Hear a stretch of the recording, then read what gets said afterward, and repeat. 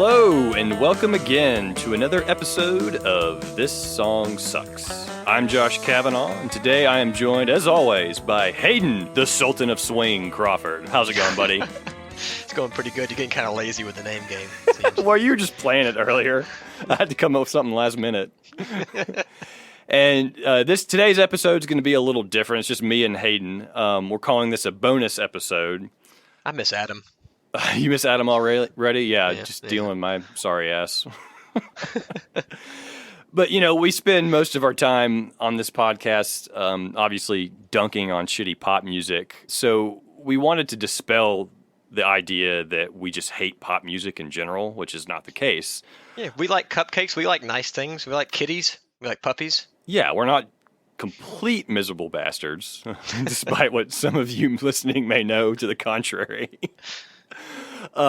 So to that end, we're going to be talking today about two pop songs that we actually like. Actually, Lindsay, when I told her we were doing this, she suggested that we call this episode, This Song Slaps. I'm into that. Yeah, and if it goes well and people dig it, we'll do some more of these in the future as bonus episodes. Yeah. So we're doing two songs. Each of us has selected one. I've selected Vanessa Carlton's 1,000 Miles. Hayden, which song did you choose? Somebody That I Used to Know by Elliott Smith.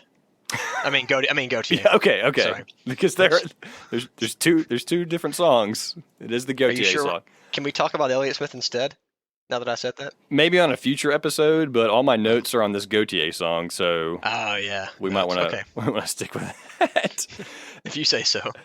And so right off the top, I also want to point out that today's episode is probably going to be a little more music nerdy than our normal show. We're only going to talk briefly about the artists so we can really spend time digging into the specifics of the songs. Sounds like I'm going to wind up kicking your ass before this episode's over. Yeah, you may have to, whatever your version of the Hetfield from the Metallica episode is, might need to happen when I get going here. Ooh, I'll be thinking on that. You be ready for it. Okay. So just to let you know, if that's not really your thing, if you're more listening to the podcast for Hayden's flagrantly off-color commentary, this may not be the episode for you, but you should stick around anyway because you may learn something about these songs that you didn't already know. I'm going to actually use my brain a little bit today instead of my mouth. Yeah, I'm actually really looking forward to it, and I'm sure Lindsay will be too because she keeps begging for more of your commentary that isn't just crazy random interjections. Irreverent, damaged nonsense. Yes. I'll also say off the top here, this is something we probably should have been saying in the past, but we just thought to do it now. But go listen to these two songs before you finish listening to the podcast. Just fucking do it. Just fucking listen to them. Yeah. Everybody shut up and go listen to it, please. Especially these two songs. I think everyone has probably heard these songs and is somewhat familiar with them. But because we're talking about specifics, will be good to listen to it. Totally. We also... We're trying out today. We're going to have some clips from the Gotye song to play and as part of our discussion. Yeah. Hopefully, the episode will stay as is, but there's always a chance we'll get some kind of takedown notice, in which case I'll have to come back and edit it. So if you are listening to this in the future and you don't hear those clips, that will be why. I'd like to also point out that this is probably the most common feedback that we got from season 1 is people wanting to hear the tracks. So don't think we don't listen to you assholes. Yes, we do, and we didn't previously because of copyright concerns, but we decided we'd just give it a shot and see what happens. So listen to it early, just in case. We'll see. All right, so we'll just dig in. Do you care who goes first here, Hayden? You want me to go first on mine? You can go ahead. Yeah, okay. I'll be nice. I'll play nice. Oh, for one time in your life? I appreciate that. I like your glasses. I like your glasses. Thanks. Gotta cut that out. So, as I said, the song I selected is 1,000 Miles by Vanessa Carlton. And also, another cool thing to check out either before or after you listen to this is Vice actually did a documentary episode on this song like a couple of weeks ago, early April 2021. They have a series called The Story Of, and it's like the story of insert pop song title. And so this is the story of 1,000 Miles. So definitely watch that if you get a chance to. You can find it online. It's like 22 minutes long. That explains a lot about the YouTube comment section. Not to foreshadow too much, but Yeah. Oh, yeah. Don't want to forget, we do have some YouTube comments at the end that Hayden found, so there'll be at least some humor in this episode. But anyway, Carlton. making my way, Dante. It's already started. Carlton was born in 1980 in Pennsylvania, and she began playing piano at a very early age. Apparently, the story I found in her Wikipedia article says that she went to Disneyland with her family when she was like 2, and after they came back home, she just got up on the piano and started playing the melody to "It's a Small World." Damn. So, yeah, just clearly a natural talent there from very early. I was about to say, why would anybody take anybody 2 years old anywhere? But if you're stuck with them, I guess you have to. shows what I know. So she was also, I didn't know this, but she was also very passionate about ballet from an early age. And she went to the School of American Ballet in New York. And I asked Lindsay, who is a ballet nerd, and this school is apparently a pretty big deal to get in and graduate from it. But she states in this documentary that I referenced that she was starting to lose interest in ballet and began writing her own songs as a way to escape the stressful atmosphere of the ballet school. And so that's kind of how she got her start writing songs. She, I think, went to Columbia University for like a semester or two, but during that time she was mostly just, I want to play music in New York, did songwriter circles, and eventually she records a demo version of 1,000 Miles, which I think she said she wrote it in 98. So she would have been like 18 years old or something like that. So she never worked retail at any point leading up to this in her childhood? Possibly. I didn't find... I thought something may preposition her to write melodies for J.C. Penney. I mean, like, that's the first thing I think about when I hear this song is like walking through a TJ Maxx or something. So I was wondering if she ever did that growing up. Not that I know of. So anyway, this song, it was released as a single in February 2002. It was the first single from her debut album called Be Not Nobody, which the full album was released in April that year. Be Not Nobody? Yeah. Very kind of... All right, this is a positive episode, Hayden. Positive episode. Well, you can make fun. I mean, she's a young lady trying to find her way, and that's, kind of a dumb title, but... So the song in its finished form was actually first heard on the Legally Blonde soundtrack, which actually came out in 2001. So the song was written and recorded before it was released as a single. But she was signed to A&M Records, and the recording of it got sent up to Jimmy Iovine, who is the head of Interscope, one of the co-founders, most famous for being Dr. Dre's producer. Oh, yeah. But when he heard the song, he requested that the music video be recorded and released immediately. So the video for the song actually appeared on MTV before the song received any radio play. So it was just, here's this Vanessa Carlton person you've never heard of, and here's this song. Interesting. And it caught on pretty quickly. The song peaked at number 5 on the Billboard Hot 100 in May 2002 and was on the chart for a total of 41 weeks. So that's pretty good to stay on the Hot 100 for that long. It would end up being the number 6 on the end of the year singles chart for 2002. And to give you some context, number 1 on that year-end chart was Nickelback's How You Remind Me. Oh, God. I'll just let that one go. I'll let that pass. We'll get to Nickelback eventually on this show, I'm sure. But anyway, the album... Old Chad. Old Chad Kroger. Old Chad's got it coming. He definitely deserves it. It's curtains for you, Kroger. So the album, Carlton's album, would go on to be certified platinum by October 2002. So within, I guess that's 8 months or so. The song was also nominated for Song of the Year and Record of the Year at the 2003 Grammys, but she lost to Norah Jones's Don't Know Why, which if you were listening to the radio at that time, that was obviously a huge hit as well. Yeah, Norah Jones is like smoking in the alley behind school while Vanessa Carlton's at youth group with her piano. That's a good distinction. The difference is, though, however, is that Vanessa Carlton wrote her song. Norah Jones did not write that song. Yeah, that's true. But Norah Jones wrote most of her music, correct? Yeah, I don't want to disparage Norah Jones's capabilities, but her big hit song she did not write. I don't think she has any writing credit on it. Period. Actually. Yeah, I think you're correct on that. And Vanessa Carlton has sole writing credit on this one. Nice. So the song had maintained popularity, but really what sort of sent this song into a like memification territory is it was featured heavily in the 2005 Wayans Brothers movie White Chicks, which is when they put makeup on to look like two white girls. But there's a scene that's became famous where the actor Terry Crews, he sings and dances to this song while picking up one of the girls from a date. And if you haven't seen that movie, you can just go find that scene. It's pretty funny. It was kind of his first big role. But the song just would continue to be successful because of just the song itself, but things like that, people would do like hip hop remixes and stuff. It's been, according to the website whosampled.com, the song has been covered by 27 different artists. And we were also thinking, for some reason in our heads, it could have been something that we just made up and did with our own brain damage several years ago. But we would often sing this with Eric Cartman's voice from South Park. Making my way downtown. Yeah. We can't find a clip of him doing that. Yeah.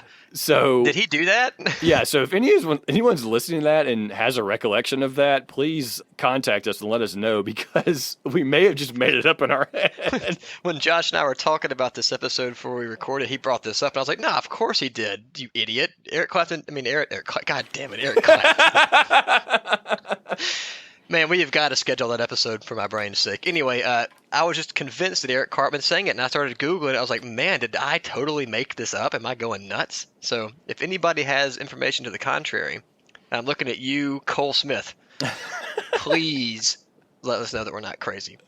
Yeah, there is a video I found of a guy just singing it in Eric Cartman's voice. Like he just made a video at home.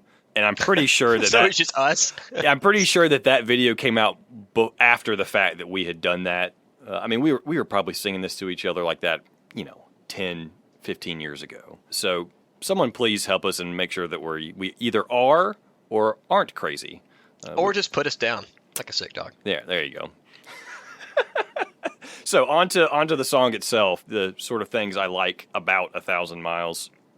And the first main point, and I'll get into some detail here and hopefully try to play some of the piano stuff and not be terrible. You're going to say bargain hunting at JCPenney, right? That's your favorite thing? Yes, I like listening to the song when I'm bargain hunting at JCPenney. For new slacks? I'm pretty sure that JCPenney's are all closed at this point. But Vanessa Carlton's song has endured. So the main thing is I think this song is an example of just a really well-arranged song that is based really on relatively limited set of musical material. I mean, the obvious focal point of the song is the main piano riff, which, it is the hook. It essentially serves as the intro, the verse. It's sort of as a post-chorus, or really even you can consider it as part of the chorus. But like I said, it's really the hook of the song. And I think the fact that it's a piano riff kind of makes it unique in that way. But the main material of the song is really essentially 3 groups of notes. I'll move the piano here, so let's see what happens. Oh, nice shorts. Jesus Christ, Josh. You couldn't be bothered to put pants on for this? No. You're welcome. So, you got that main piano riff, which I'll butcher real quick.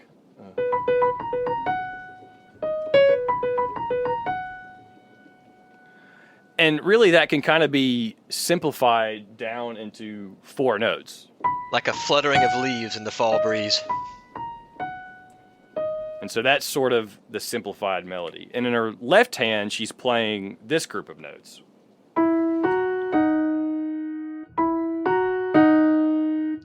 It's a nice harmony. Yeah, so it's a E, F sharp, D sharp, and then she reiterates the E before she repeats it.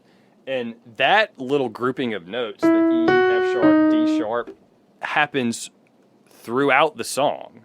So it's in her left hand during the main riff, and then it also shows up in the verse.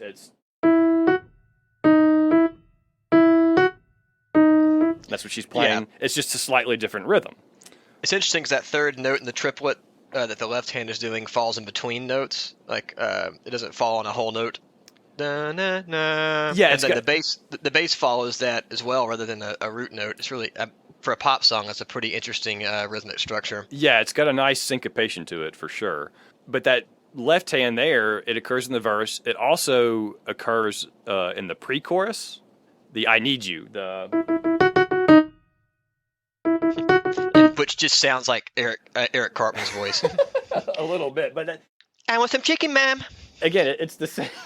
It's the same 3 notes. It's just a different rhythm. So she's getting more mileage out of it again. Again, it also appears in the chorus in the left hand. In the right hand, she's actually playing a variation of the kind of riff melody, where normally it's B, F, A sharp, F sharp. She's doing, and in the left hand, she's doing that E, F sharp, D sharp again. So it's.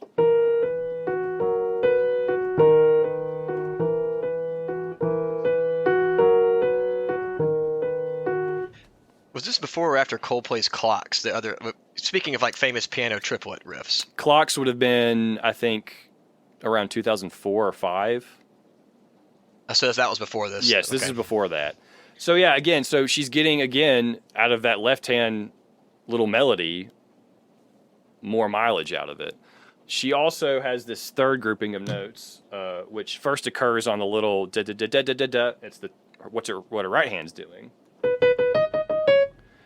It's in her right hand, but she also sings it. I need you. Whoop whoop! Nerd alert! Nerd alert! You're getting Hetfielded, buddy. Am I getting Hetfielded? My bad. Yeah.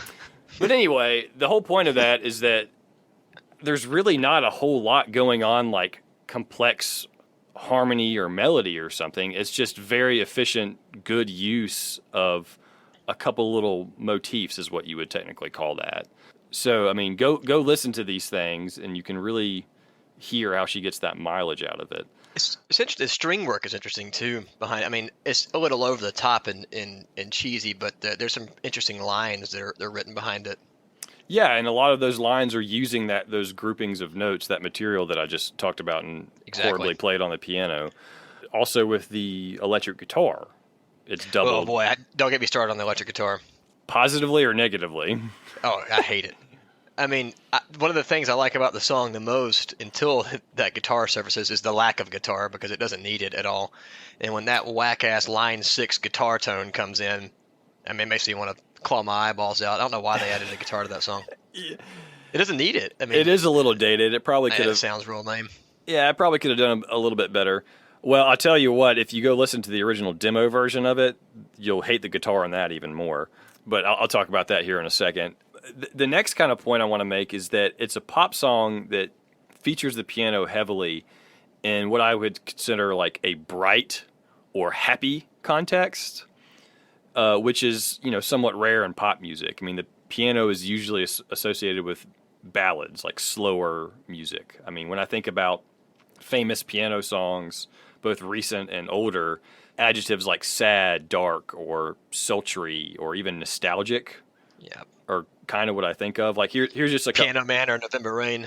Right. Like here's some older examples. You got like Let It Be by the Beatles, Imagine by John Lennon, Piano Man by Billy Joel, something like Your Song by Elton John.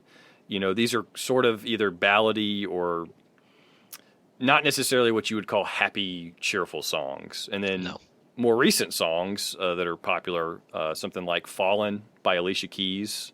Mm-hmm. That's something that I would kind of put in that sultry sort of bucket. I would have said Good Day Sunshine on the Beatles category, but that's not a super well-known song. Yeah, that's only... This is an example, though. Yeah. All of Me by John Legend, that's another kind of ballady song. And then Someone Like You by Adele. I mean, they're really piano-heavy songs, but again, it's not a happy-go-lucky kind of thing. The Vanessa Carlton song is an unapologetically happy, upbeat pop tune that uses a piano and orchestra. And another thing is that the arrangement never really feels overwhelming, which can often happen when you're doing this sort of orchestral pop thing. There's just like a lot of that kind of music just has way too much going on, and there's enough sort of like valleys to match the peaks in this arrangement. There's parts where she kind of comes back and it's just her and the piano singing. Another thing I'll point out about that too is that, I mean, you discussed, Hayden, that you really didn't like the production of the song. No, it sounds like it's recording in a chipster youth pastor's bedroom. Yeah, I mean, the production is a little dated, especially if you go listen to the drums. But what I will say is that the recording of the piano is worth noting. Acoustic piano can be very difficult to mix for pop songs just because it has such a huge range. It has like the lowest and highest notes you could possibly play pretty much. And so it can be difficult to mix stuff in a pop song, especially when you have an orchestra and then like a traditional drums, bass, guitar rock band. And so I think a lot of credit goes to the arranger, whose name is, he's a producer named Ron Fair.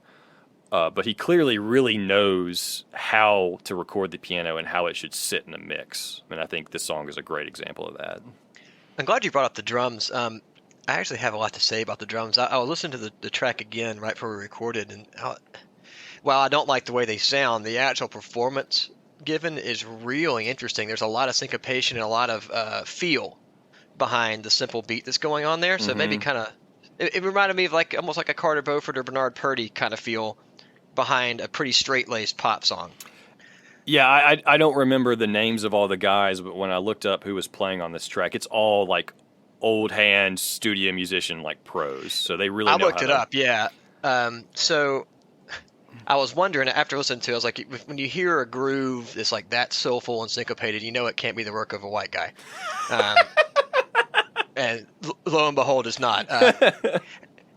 Abe Laboriel Jr. is the drummer. I think I'm saying his last name correctly. He was mentored by Jeff Porcaro of Steely Dan, Lauren Zevon, Jackson Browne fame. He's played with all kinds of people, too. Yeah, he ended up touring with Sting and K.D. Lang and also played drums for Paul McCartney on his Super Bowl performance in 2004. So that's a pretty big get for percussion for an unknown pop girl. Yeah, I mean, if you go watch that documentary I mentioned, they interview Ron Fair quite a bit. You could really tell that he heard this original demo and just heard the potential for it being a huge hit and really put a lot of energy into it. So I think, again, he was the arranger. So I'm not to diminish the quality of her songwriting because, again, that riff is hers and it's fucking awesome. But, again, a lot of the success of the song, I think, really goes to the arranger. And I went and found, you can go listen to the original demo version. If you just type into Google, like, 1,000 Miles original demo, you'll find, like, a YouTube clip that has it. And you go listen to that, and you go listen to the finished record version. I gripe a lot about arrangements on this podcast, and I think listening to the two different versions is a good example of really how the arrangement can completely change the future success of a song and how well it's received. It's everything. Yeah. Again, it's the same song. All the stuff is still there, but just clearly who was ever arranging the first one did not have the skills or the resources to do what Fair did with this arrangement. But really the only other thing I want to say about the song is I do have one gripe. You didn't like the production. Really my biggest problem with it was her voice kind of has this weird sort of sexy baby sort of vibe to it that, kind of Britney Spears and Christina Aguilera sort of popularized. And I guess I can kind of forgive Carlton for that because she was 20 or 21 and that was the kind of the style at the time. And if you go listen to any of her later stuff, I mean, that affect is gone. She actually has quite a nice understated voice. But yeah, that's pretty much what I have to say about that song. Is anything else you want to add to that, Hayden? No, that's pretty much all I have on that one. I just I did want to say I like how, if you notice how in the beginning of the song, when she plays the riff for the first time, she's like playing with the tempo up and down intentionally before the band kicks in, and it's like a straight laced recording. I like that. I think it's a cool touch. Is all. No, yeah, that's absolutely right. Her playing by herself in that context allows her to sort of play. It's kind of like how when you hear, like, not to compare her to Bob Dylan, but you listen to like an early Bob Dylan recording where he's playing alone, and he's like doing all sorts of crazy shit with the tempo intentionally, slowing it up and down as he pleases. I like it when artists do that kind of thing. Yeah, it's a performance technique that is not easy to master for sure. So with that, we'll go on to our next song. Somebody. How about YouTube? Are we not going to do YouTube for this one first, or you want to do them together? Yeah. Let's go ahead and do the YouTube then. You found some good. Keep them separate. Yeah, you found some good YouTube comments about this song. Okay, yeah, I decided to start taking some stats down for these. This is going to be a thing we do. So for this, official YouTube video. I went through a lot of 168,000 comments. The video has 285 million views, which is kind of crazy how small that number is in comparison to some of the pop songs that we do, and especially the one we're going to do next. Mm-hmm. It's not even close. Yeah. So I think it's just worth noting. I'm not sure why. But into the comments. Bored has to say, this is the type of shit we listen to when the homies ain't around.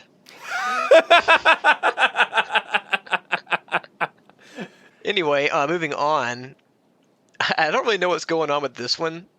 I mean, this is obviously a language barrier situation, but even given that, I don't know what this person's trying to say. Okay. Roberto has to say, I have an emotional felicity. The great music is alive. All right. Anybody out there want to tag us on Instagram or shoot me a direct message? What the hell does Roberto mean? Roberto, if you're listening, I don't know what that means. I have an emotional felicity. A lot of people had a lot to say about. Did you watch the video? Yeah, I actually have a comment about the video that they talk Yeah. about in the documentary. Yeah, it's not a green screen. Yeah, Right. it's for those who haven't seen it, Trust me, go watch everybody's talking about the Vice thing constantly on the YouTube. Since it's so recent, like all these comments are from like the last month. I got you. Okay. So, Yeah, she's being pulled. You see her on a piano, just sort of being pulled behind a car. You don't see the car or the trailer she's on, and there's just street scenes behind her. And even there's a scene where she's like on a beach and there's horses running next to her.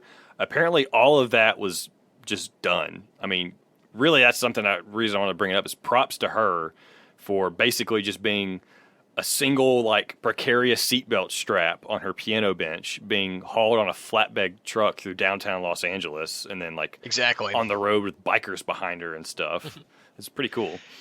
It obviously had an impact on people too. Like another comment I have here, a guy named Vic says, "I forgot the name of this song, so I just searched song with girl riding a piano down the street."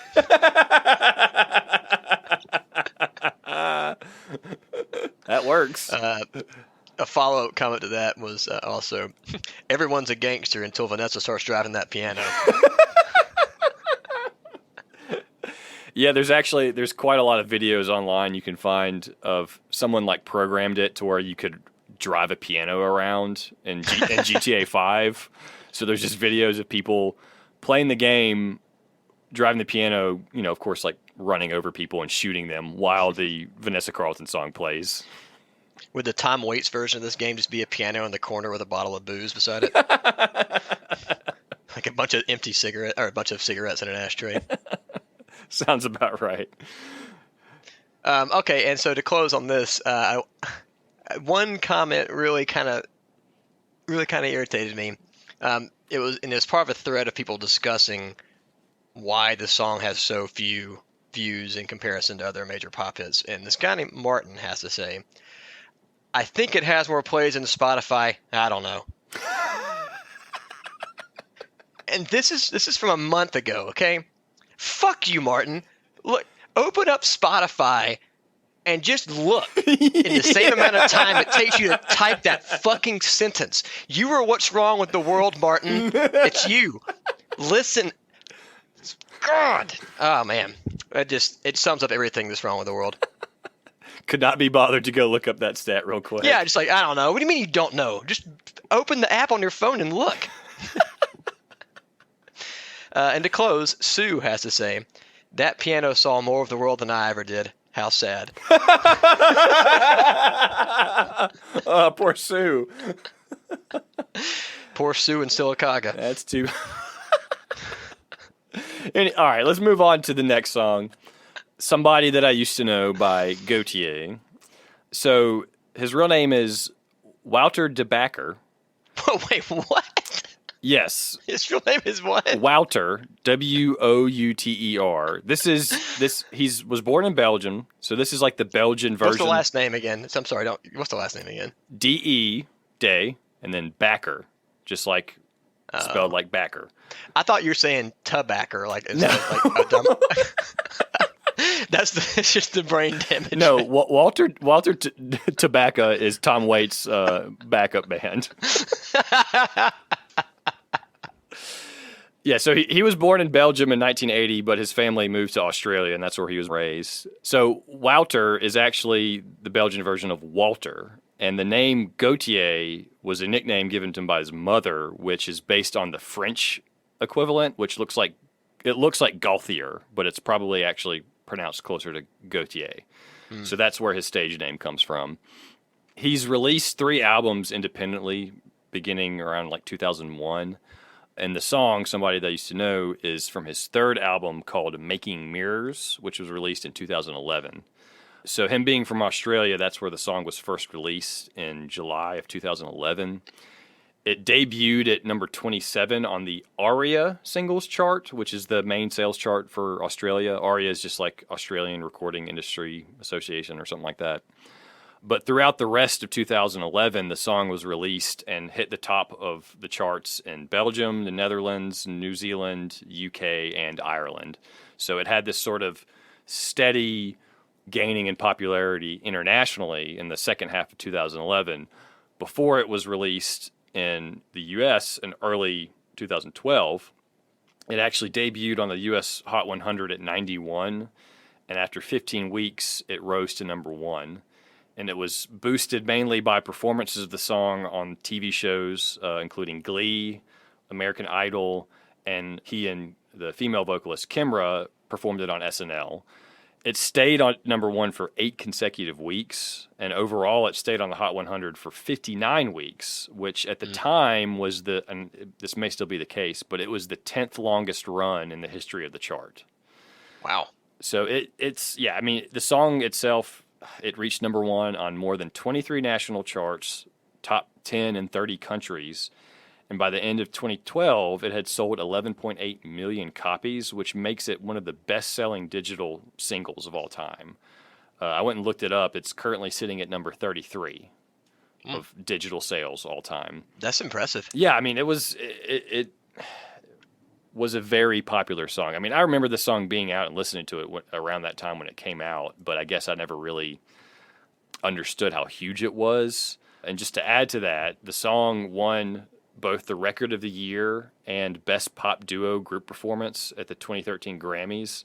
And really what's interesting about that is that the song We Are Young by Fun was also nominated for that, but they lost.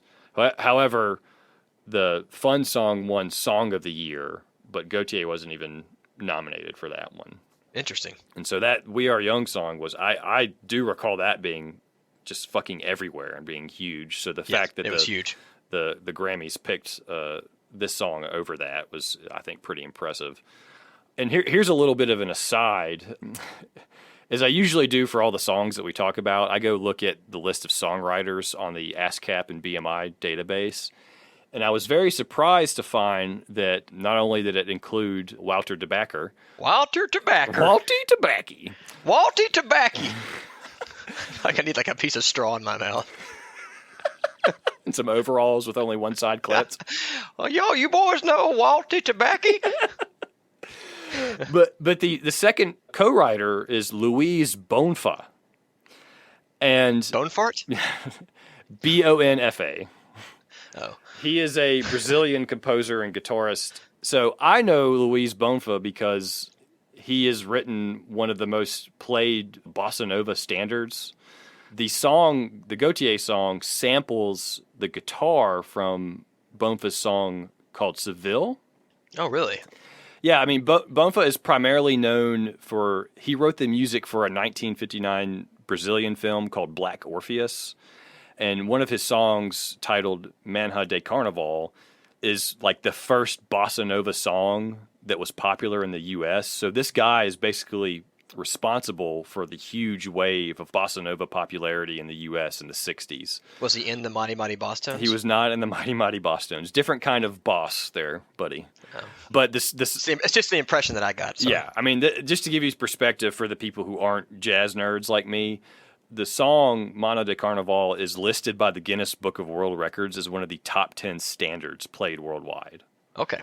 And so this sample is just really kind of random and weird. I mean, I give props to Gotye for registering this with Bonfa as a co-writer because he used this sample, but like he didn't even need the sample. He's just using the guitar chords and the So that main riff is not actually Gotye's. No, it's a straight up sample of the beginning of the song Seville. You can go listen to the song Seville by Louise Bonfa. His progression does a D minor, C, B flat, A7, whereas in the Gotye during the verses it's just D minor, C, and then it adds the B flat and goes back up to the C for the chorus. So he's only using a portion of it. I mean, he really could have just played that progression in that same rhythm and like re-recorded the guitar and not had to give songwriting credit, because whatever that piece of music is not. Oop, oop, nerd alert. I'm just saying, we've talked about copyright before on the song, and again, in my opinion, it's kind of dumb that he did it. And not only that, yeah, the original sample is in between keys. It's between C sharp and D minor, which is something that happens in a lot of older music because of like tape speeds on how they record.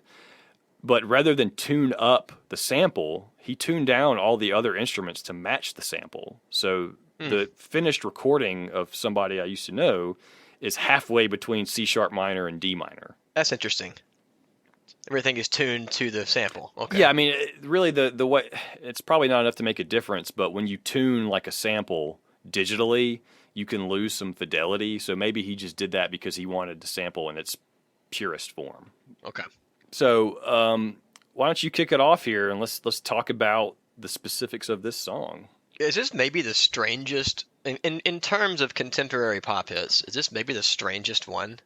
I mean, yeah, we were talking earlier, and on previous episodes, we've dinged people for the breaking the "don't bore us, get to the chorus" rule, and it takes like a minute and a half to get to the chorus here. Yeah, but it works the way the song is arranged. Isn't the chorus just not bowls you over when it does come? Yes. It's interesting though, because this song is built, and we'll get into this much more in detail, but the song is built totally around tension and dynamics, which are things that we complain about songs lacking a lot, but don't necessarily translate into massive pop hits. So it's kind of like, how was this a hit? You know, I mean, and because nothing about the arrangement is straightforward, nothing about the way it approaches getting to the chorus is like what you expect. The answer, I think, is that the melodic content is so strong that nothing else matters. This is pure melodic writing. Yeah, the point I would add is that, you know, a lot of pop music, especially now, and really even in the past 20 years, doesn't have a whole lot of strong melodies. But this song has not only a strong chorus, which you better, I mean, that's the hook, right? But the melody in the verse is also fantastic. And then there's also a lot of instrumental melodic content that comes up, which is really good.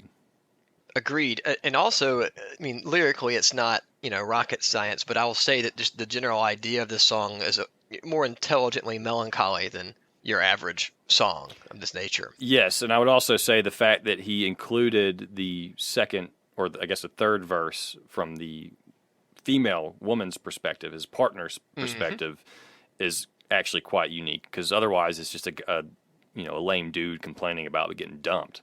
Yep, exactly. So you had mentioned that a particular song that this sort of reminded you of, correct? Yes. In Your Eyes by Peter Gabriel would be... I kind of have a hard time thinking of one without the other. And actually, when we were discussing it, before you play the clip, before we were discussing it earlier, I was getting it... The section we're going to play here is the pre-chorus to In Your Eyes. I was thinking that it was part of Gotye's song. That's how intermingled they are in my brain. So we'll see what the listener thinks about this. Yeah, here's the clip. All my instincts, they return. The grand facade so soon will burn.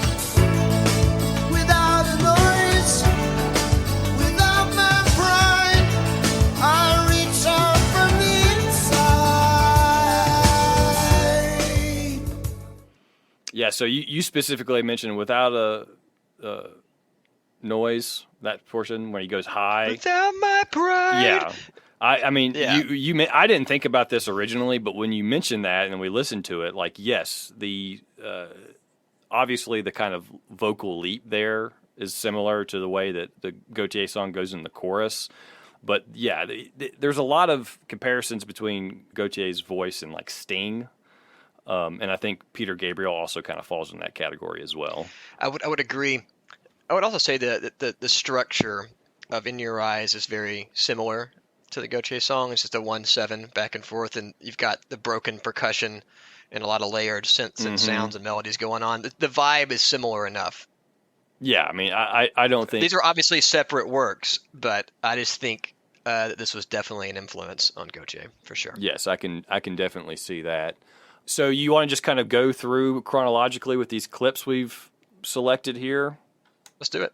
So this first one is just the introduction of the song going into the verse.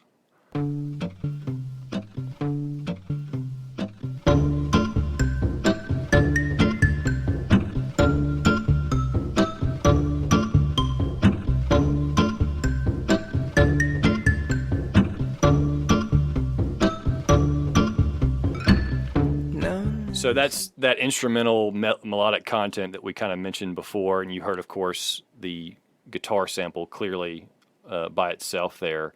But one thing that I wanted to point about this, that and you can go find this, but apparently that little xylophone melody is just a variation of the children's lullaby, Baa Baa Black Sheep.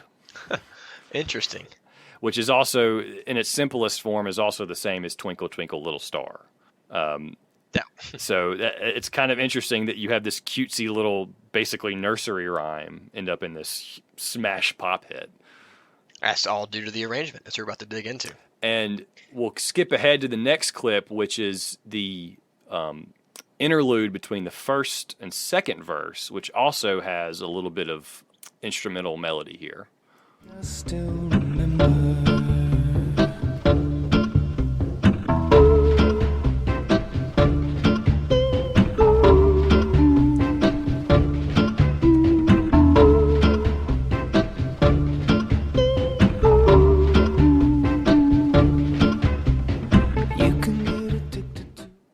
Nothing about either of those clips is standard.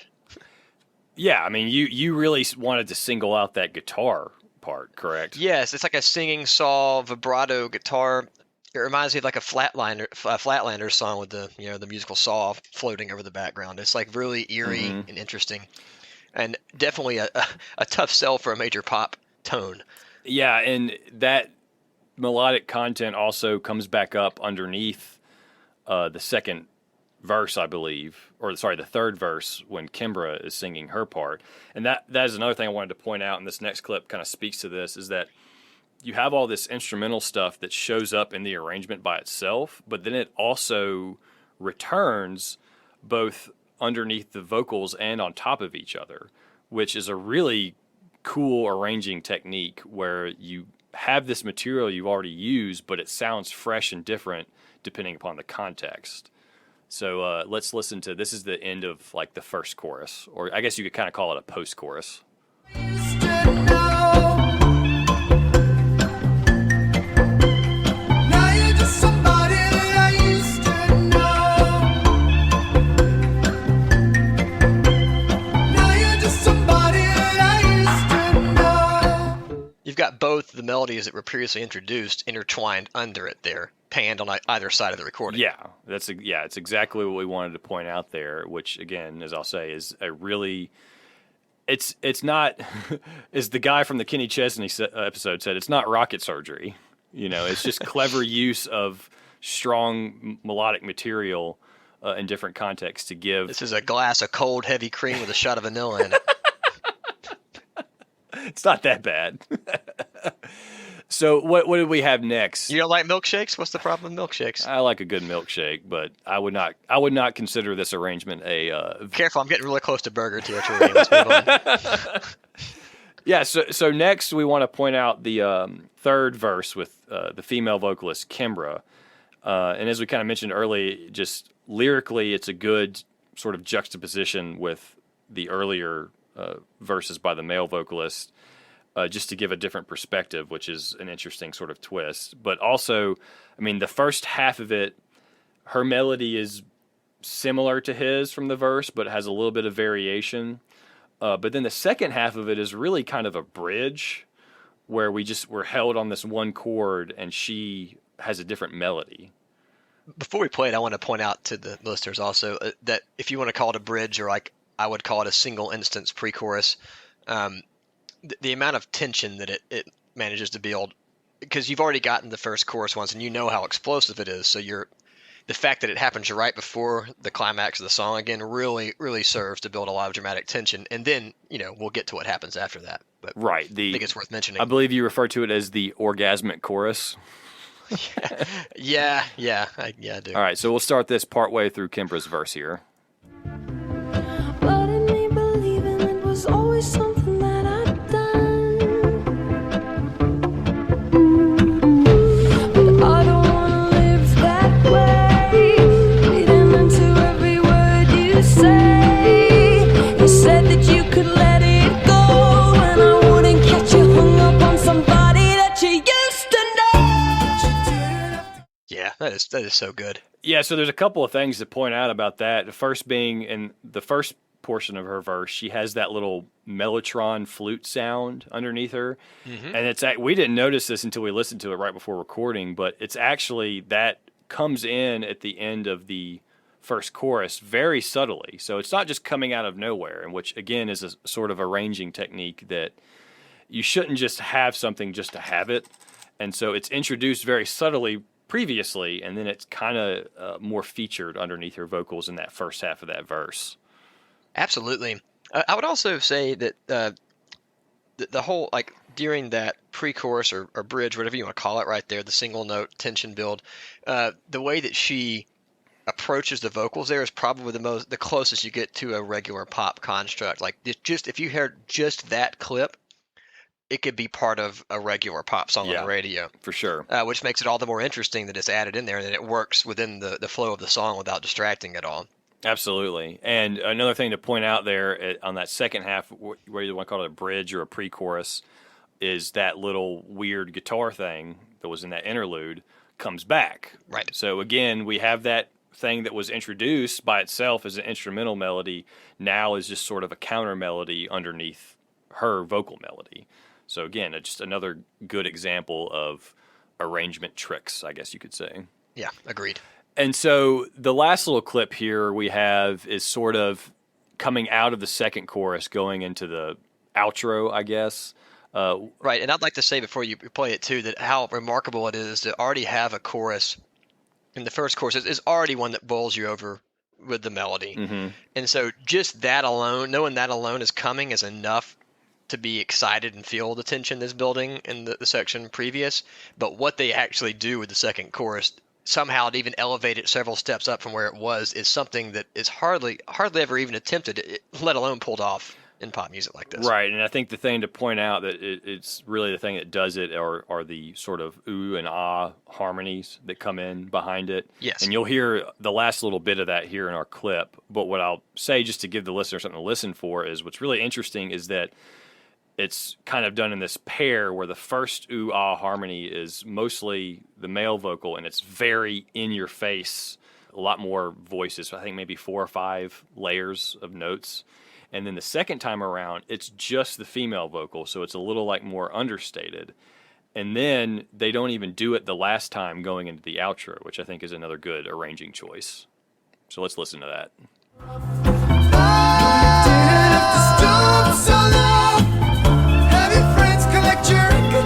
Change your number.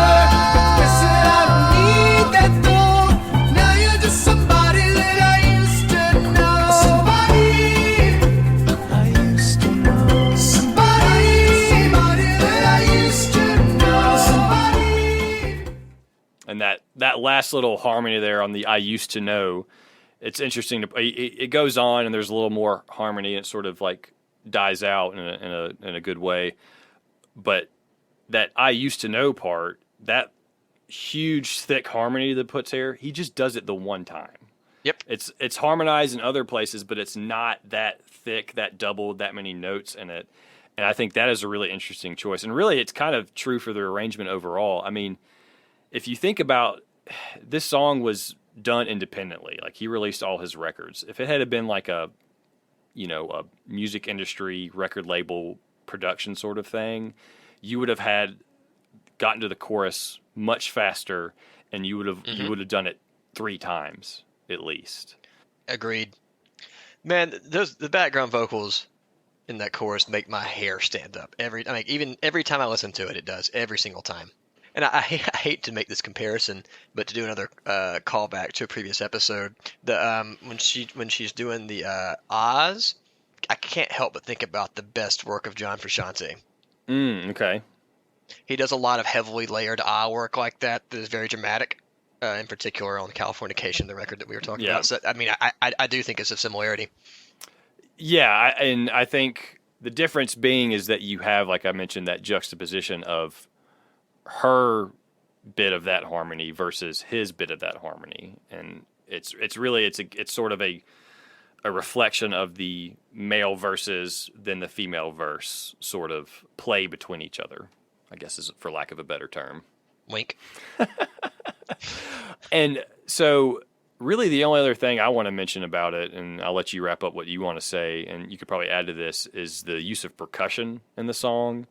You know, that little that guitar riff sample really is the driving rhythmic force behind the song, but you have this subtle, in various sections, addition and subtraction of just additional percussive rhythms, and it's like, in most cases, it's panned hard to one channel. Yep, exactly.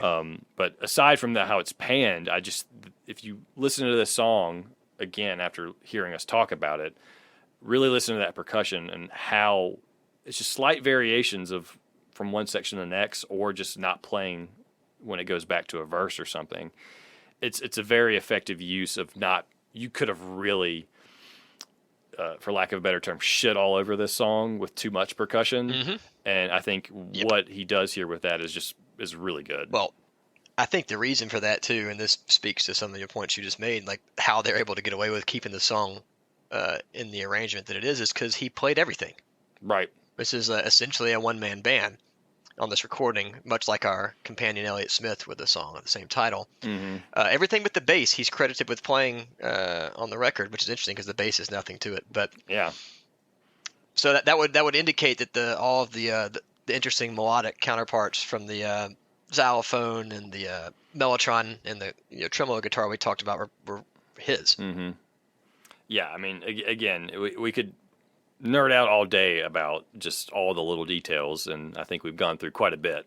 I'll also mention, did you watch a live video of this? Because I was curious. I was curious, like, how much of this is Pro Tools, and can he really hit this shit live? No, I didn't. I just watched the official music video. Did you see any live stuff?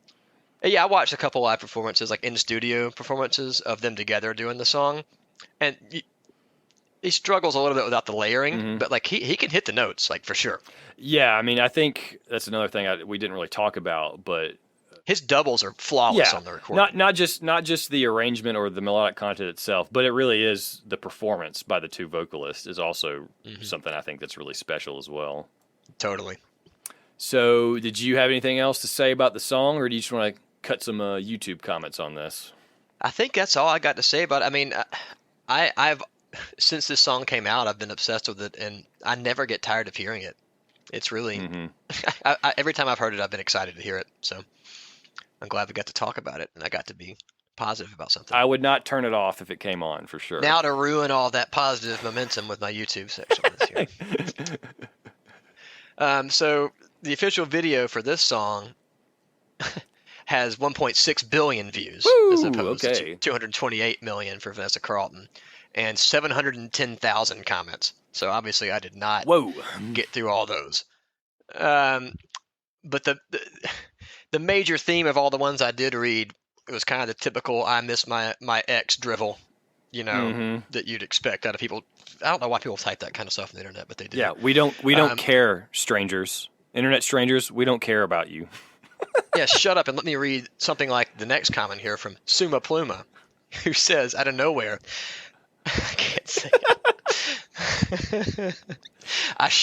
Oh God! I shitted so badly I think I popped my left kidney out. No context. That's just what he had to say. No content. No context. I don't know if it is a typo or if he meant to say pooped or popped my left kidney out. But it says popped. And the Gotye YouTube comments is where he felt the need to tell people this. I shitted so badly, I think I popped my left kidney out. That's got to be on the Hall of Fame for me. That's top 5 for sure. I think all of our listeners are probably, I had to check with your old ass to make sure you were, but I think all of our listeners are probably familiar with the popular meme format that's where you have nobody at the top of a meme and then something at the bottom. Right. This not asked for, essentially, is the joke. So Nick says, nobody. Van Gogh's ear. You didn't have to cut me off.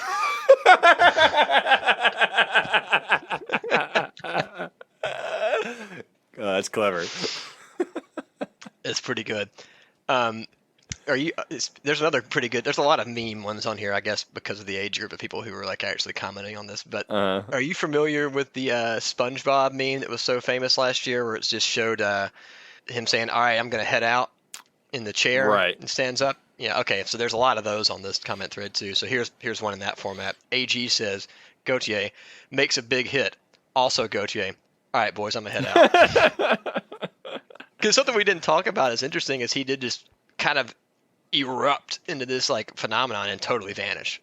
Yeah, that's. I mean, maybe he just didn't like all the fame. I mean, to be honest with you, why would you continue with the amount of money he made off this track? Yeah, and you're really not going to follow it up with anything as strong. That's for sure.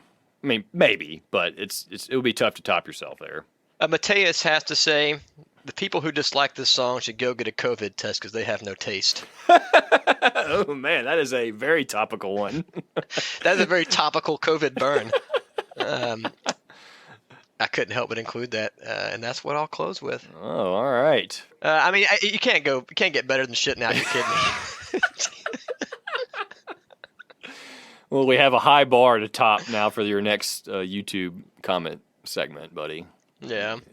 Can you edit in Elliott Smith's version to play over the exit credits? Well, I don't need to give ourselves more reason to get a takedown. We could talk about that song in a future bonus episode of This Song Slaps. Oh, I didn't tell you I quit after this episode. Shit. Guess I'll be on my own then. Yeah, make your way downtown and find your new co-host. Make my way downtown. Yeah. All right. Well, thanks everybody for listening. We'll do more of these if you like it. If you like this Song Slaps special episode, please leave a comment, particularly on Apple Podcasts. They let you give a rating and make a review.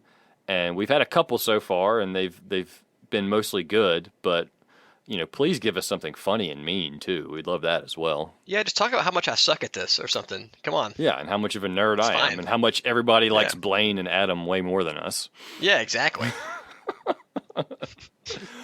All right, Hayden. We'll see you next time. This Song Sucks is brought to you by the Alabama Take. Follow us on Instagram at This Song Sucks Pod and find our blog at thealabamatake.com. Remember to subscribe, rate, and review us on Apple Podcasts, Spotify, and Stitcher. You can even email us at thisSongSucksPod@gmail.com.